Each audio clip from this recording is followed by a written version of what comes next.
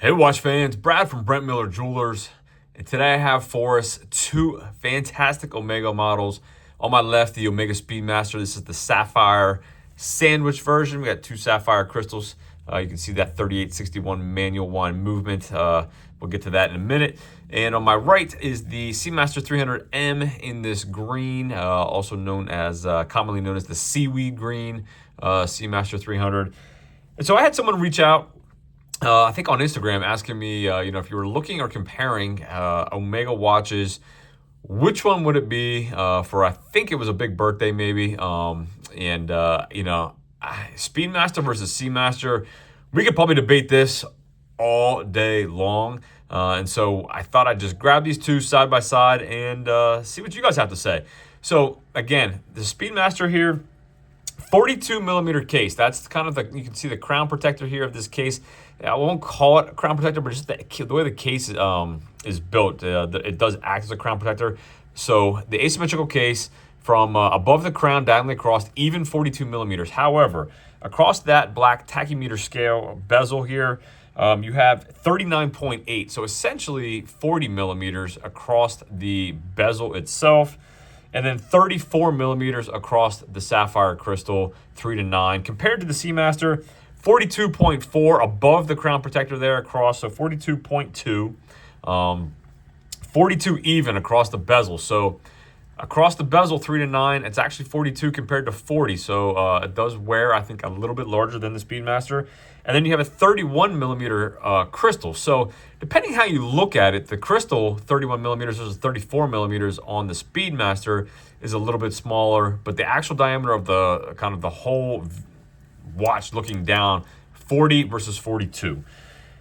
13.3 millimeters thick on the Speedmaster versus 13.6. So very, very similar case thickness. Speedmaster 47.3 lug tip to lug tip versus the Seamaster 49.8. So about 2.5 millimeters longer lug tip to lug tip on the Seamaster.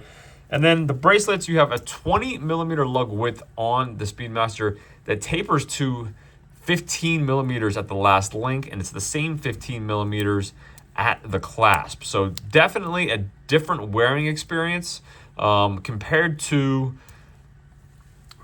20 millimeters on the Seamaster, no taper, 20 millimeters at the last link, and actually 21.3, so not quite 21 and a half, around 21 millimeters here on the clasp. But let me just show you the clasps side by side. Again, I'll put them on wrist for you here shortly too, but just a lot different.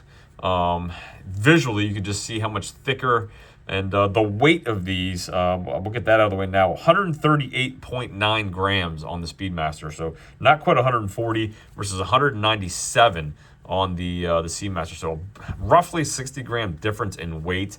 And again, just a different wearing experience for sure. No right or wrong answer here. I personally, I have a 6 3/4 inch wrist. I prefer the more of the taper and the thinner bracelet, but I know that's not for everybody. So again, just want to illustrate the differences here. Moving further along, we have obviously a manual wind 3861 movement. So you have an exhibition case back. You get to see that lovely movement here on the Sapphire version.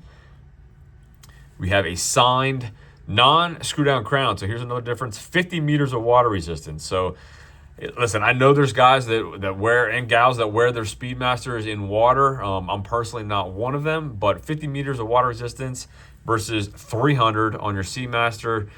Screw down crown here, 300 meters water resistance. Take this thing anywhere you want to go and get it wet. Not a problem at all. And then the exhibition case back on it. Sorry, I still have the sticker on that. But again, caliber 8800 automatic movement versus the manual wind movement, 55 hours of power reserve. So about the same power reserve, 55 versus 50. But again, manual wind versus an automatic. Again, just do you have a preference?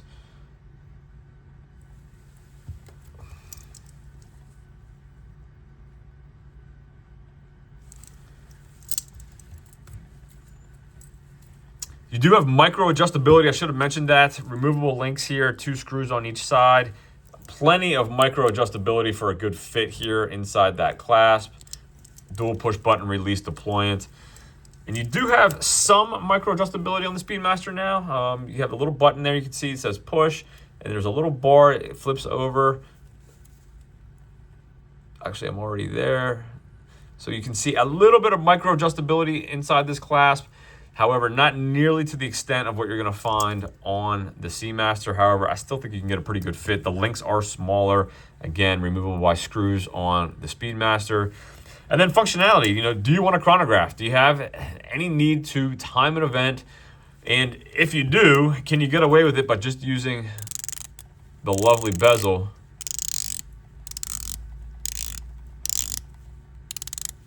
I know a lot of folks who prefer the bezel for timing events. If you don't really need the full chronograph, start, stop, reset here. And I apologize, I didn't give this any juice. I set it for the proverbial almost 10-10, but did not wind it. Bear with me here a second.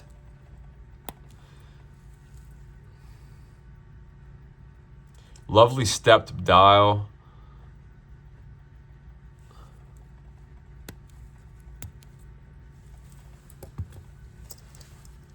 And the wave dial is nothing to sneeze at either.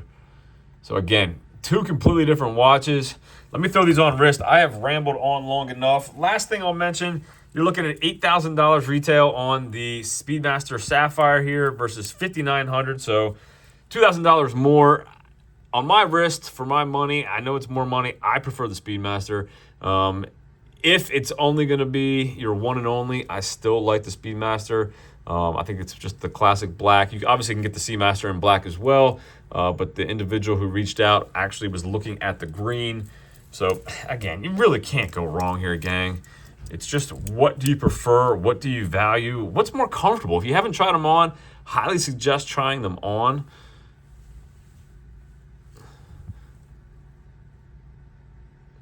And I should mention, I'm sure someone will tell me I forgot, date complication on the Seamaster as well.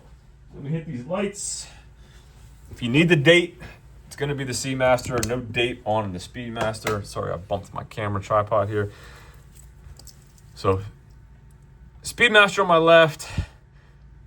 Pretty good looking loom here on the Seamaster as well. Tough decision, but the good news is you really can't go wrong. Both fantastic watches that'll last a lifetime. As always, if there's anything else I can do for you, shoot me an email, brad@brentlmiller.com. Gang, is it Speedmaster or Seamaster for your first and only luxury watch? Let me know in the comments. Until then, we'll see you in the next video.